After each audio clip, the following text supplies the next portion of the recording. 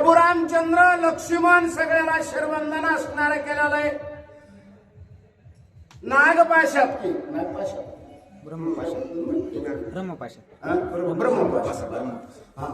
ब्रह्मपाश टाकलेला आहे.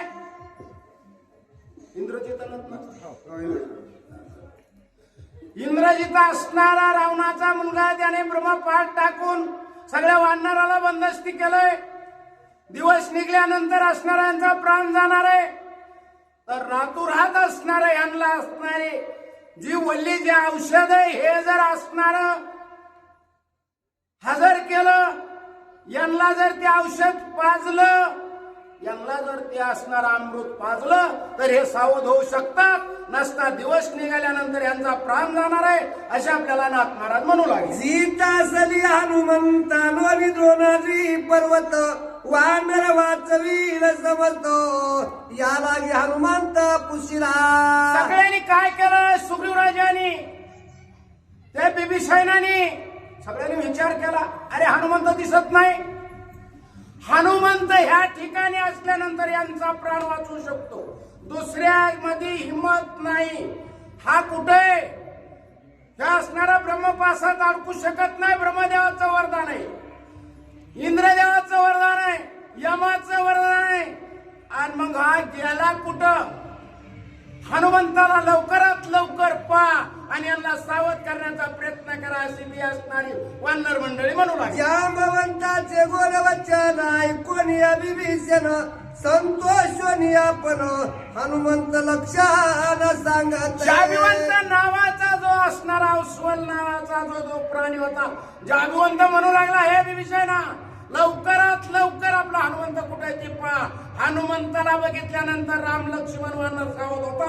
लवकरात लवकर असणारा तो द्रोणागिरी आणू शकतो, दुसऱ्याच्या हिंमत नाही असं जांबवंतानं सांगितलं. हनुमंत वज्र देही आपण याच्या अंगीन रूपतिमान त्यासी बाधी नशर बंधन सावधान साटोपे.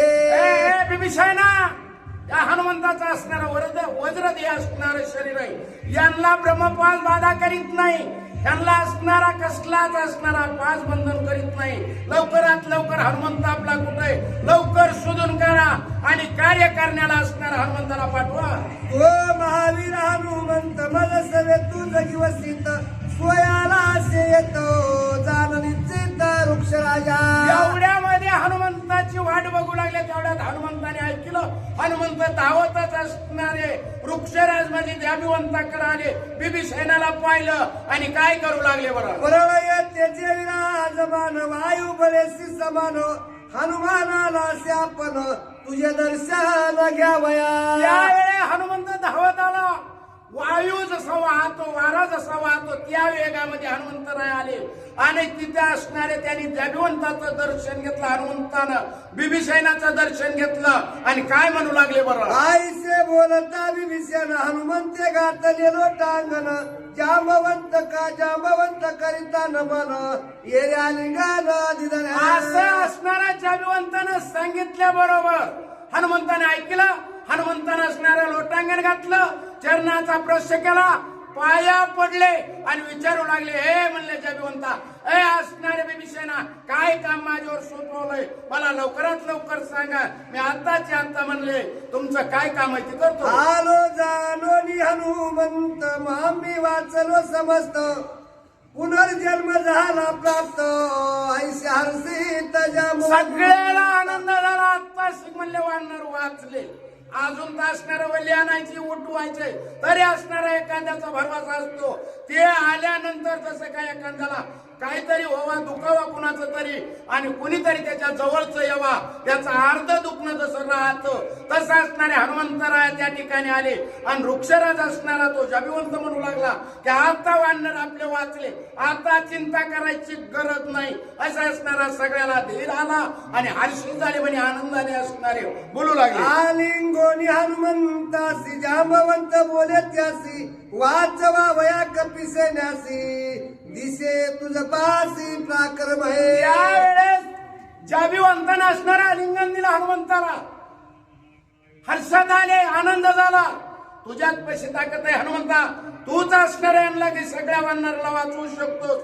लवकरात लवकर असणारा तुलाच जावं लागतंय आणि वल्ली आणावं लागते असं जाबीवंतात त्या ठिकाणी हनुमंताची प्रार्थना केली. शरबंदी राम लक्ष्मण त्यांची करावया सोडवन, तुझ्या अंगी आहे अंगवन, नदी शान ती लोकी. हनुमंता शरबंधनामधून वाढणारी असणारी सुटका करायचं तुझ्याच अंगात ताकद आहे, तुझ्या पणीत बळ आहे. दुसरा असणाऱ्या प्रतोय तोलावर एक सुद्धा नाही. या वानराला तू शरबंधातून सोडवू शकतोस असं जाबीवंत असणारे त्या ठिकाणी म्हणू लागले. वानर सेन्याची मांदी पडली आहे शरबंदी, ते तू आज त्रिशुद्धी दिव्या औषधी आणून. बाबा हे हनुमंता ह्या सगळ्या वानराला उठव बाबा. तू आज जर असणारं मनात आणलंस, तू आज कार्य हातात घेतलंस तर हे नक्की वाचतेत आणि तू कार्य नाही केलं तर हे वाचत नाही असं जाबीवंतानं हनुमंताची प्रार्थना केली. शरबंदी वानर सकळ पडली आहेत ती विकलो, आजी तुझा प्रताप काळो, तू प्रबळ पुरुषार्थी. हे हनुमंता हे शरबंधामध्ये सगळे असणारे वानर पडलेले, तुझा प्रताप आज दाखवायची पाळी आलेली. तुझी ताकद आज असणारी तुझ्या उपयोगाला येणार आहे. तू असणारं जेवढं दासत्व केलंस, तू रामाची जेवढी सेवा केली तिचं फळ आज भेटणार आहे. तू लवकरात लवकर यांना असणार सावध करू शकतो बाबा असा जाबीवंत हनुमंताची स्तुती करू लागला. तुझ्या बळाची आगाध तोरी दिव्या औषधी आणोनी, हरी उठवी कपिसे नास भारी, वयुकारी श्रीरामा. हनुमंता तुझ्या ताकदीचा अंत नाही बाबा, तुला अंत नाही. तुझ्याजवळ किती ताकद आहे ती जसा असणारा रामाच्या ताकदीचं रामाच्या असणार गुणाचं रामाचं असणारी जी ताकद आहे, रामाच्या नावाची ताकद होती ती रामाला सुद्धा कळाली नाही. तसं बाबा तुझी ताकद तुला सुद्धा कळाली नाही. किती ताकद आहे आम्हाला तर सांगता येणार नाही. आताची अंदाज जाऊन औषधी घेऊन येऊ आणि वानराला उठव असं जाबीवंत म्हणून आमच्या भाग्यास्तव जान शरबंदी तू सावधान, वाचवा वयावा नरगणे अंगवान तुझं. हनुमंत आमचं भाग्य थोर आहे बघ म्हणून तुझी भेट झाली आणि हे कार्य तू हातात धरलंस आणि तुझ्यामुळे हे कार्य होतंय.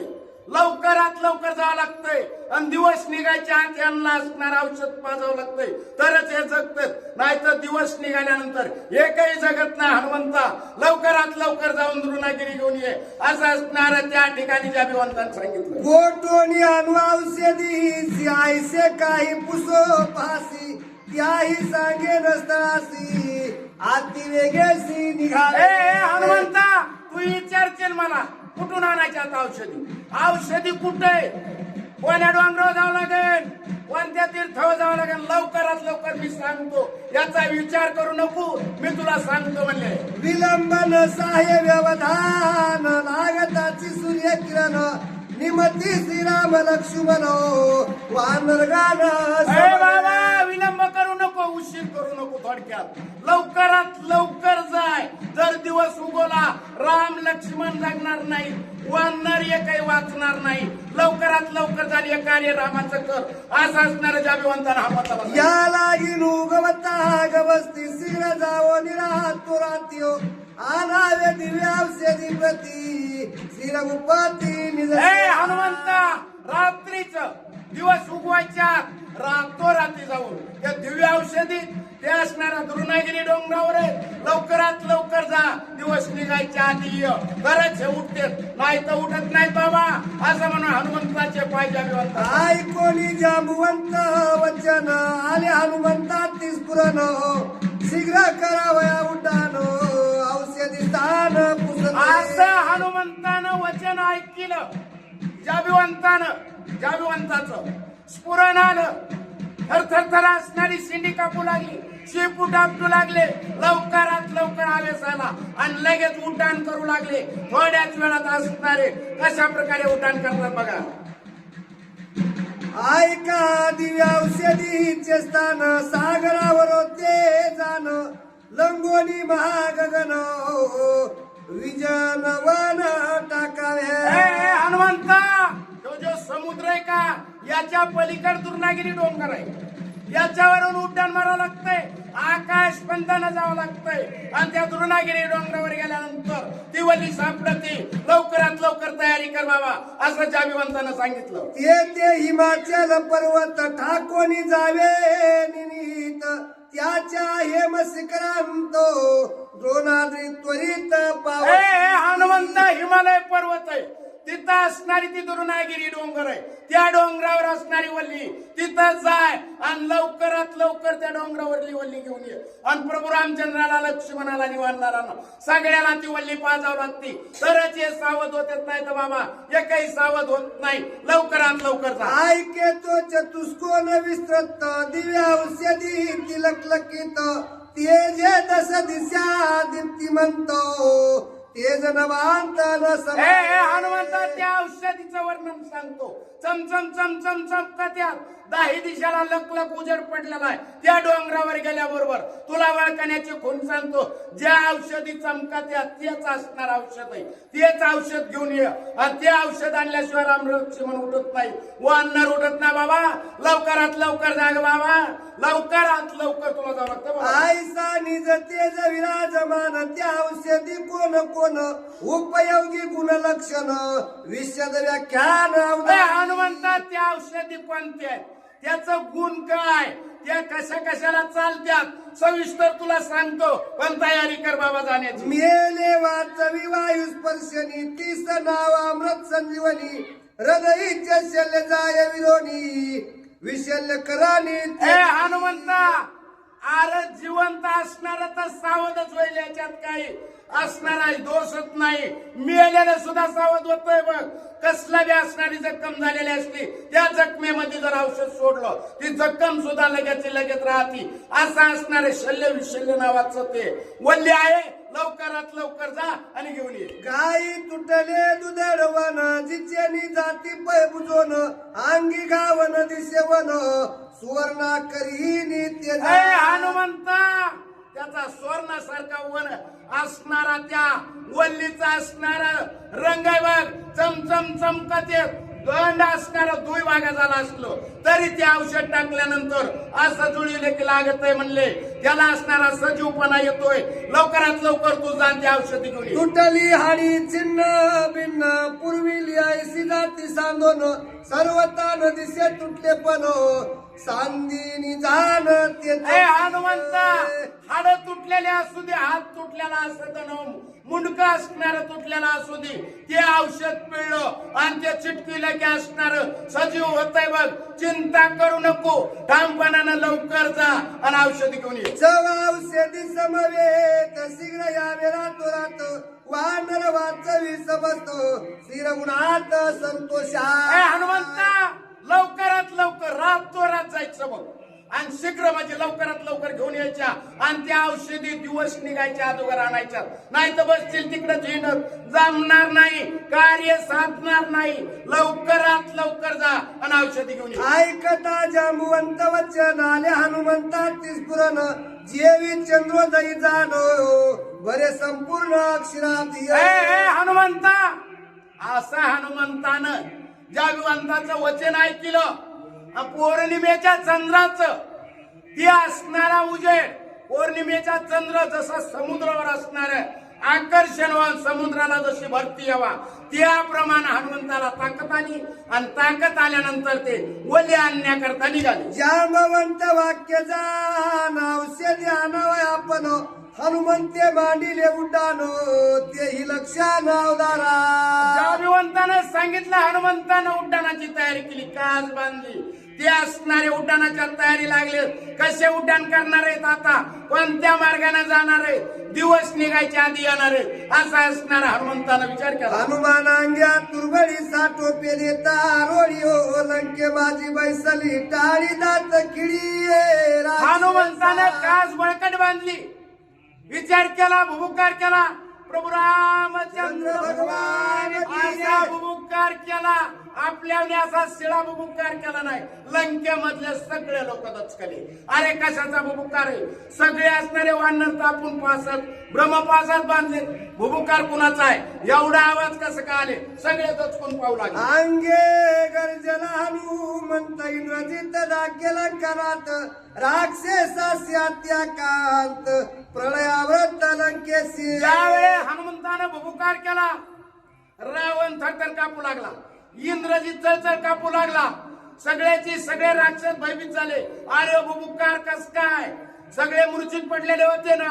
हनुमंताचा भुबुकार ऐकला, सगळ्याची 5 वर बसली मला पुढं. राम कटकीचा वृत्तांत पाहू येता राक्षस भीतो अवघे दणाले लंक्यात शासकीत कपी भैया. प्रभू रामचंद्राच्या असणाऱ्या कपीचा भुबुकार ऐकला, प्रभू रामचंद्राच्या नावाचा भुबुकार ऐकला, राम नामाचा गजर ऐकला. त्या असणाऱ्या लंकेमधले असणारे सगळे जे राक्षस होते सगळ्याला असणार थरथर कापू लागले. अरे एवढा उल्हास कसा काय, हे दुःखात होते ना, हे मूर्छित पडलेले होते ना, मग कसे सावध झाले. असे एकमेकाच्या पाठीमागे राक्षस दडून असणारे. काय दडपोनी लंकागिरी वानर उडता अंबारी माळ्या गोपुरे लंकापुरी पळती सागरी अंगवाती. प्रभू रामचंद्राचा भुबुकार केला, रामनामाचा भुबुकार केल्यानंतर हनुमंतानं उड्डाण घेतलं आणि लंकेवरून निघला बाबा.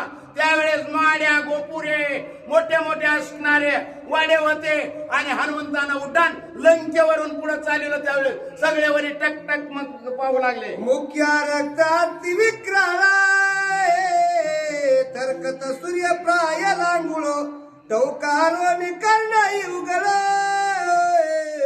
कपी प्रभाळ उडतासे. एवढा असणारे लाल बुद्ध हनुमंताचे डोळे झाले, कान टवकारले, अंगावरल्या रामा असणारा उभा राहिला, राम नामाचा भुबुकार केला आणि एवढा राग आलेला होता हनुमंताला. मी कवा जाईन आणि कवा असणार जाबिवंतानं सांगितलेलं काम करीन आणि मी रामाला माझ्या कवा सावध करीन असा ध्यास मनामध्ये घेतला आणि उड्डाण केलं. खालावोनी निज पृष्टी भृगु भंगा देवो निघातीये पर्वत लक्षोनिया दृष्टी उठा उठी उडाला. त्यावेळेस हनुमंतानं उड्डाण केलं, पर्वत असणारा लक्षात आणला. ह्याच दिशेला पर्वत आहे, पर्वताच्या दिशेने उड्डाण केलं. लवकरात लवकर असणार हनुमंताचं उड्डाण असणार पर्वताच्या दिशेने निघालं. पर्वत दडपता तळी सर्प गज बजती पाताळी वृक्ष उपडती निराळी जेवी वाटोळी तन. हनुमंत असणाऱ्या पर्वतावर गेले, पर्वतावरून उड्डाण केलं, तो पर्वत पाताळात गेला. पाताळात गेल्यानंतर खाली असणारे नाग होते, त्या शेषाच्या फडीवर असणारी परतवी ते नाग असणारे दडपले, गरळ वकू लागले, झाड असणारे उपटले, सगळे त्यांच्या वाऱ्यानं असणारे समुद्रात झाड पडू लागले. असे माग असणारे झाड सुद्धा वाऱ्यानं असणारे हनुमंताच्या पाठीमाग समुद्रात पडू लागले. बरं उचंबळले समुद्र जळाए सरिता उचंबळाल्या तात्काळो तेने तिंबले ध्रुव मंडळ कपीचे प्रभाळ उड्डाण. हनुमंतानं उड्डाण घेतलं, एवढी हवा सुटली होती त्यांच्या अंगाची. हवा सुटल्यानंतर लाटा उडू लागल्या, समुद्राचं पाणी काही गेलं, ध्रुव मंडळ असणार भिजून गेलं, ध्रुवाजवळ असणार ते पाणी गेलं. एवढं असणार हनुमंताच्या असणार वाऱ्यानं असणार त्या अंगवातानं असणार सगळं समुद्र असणारा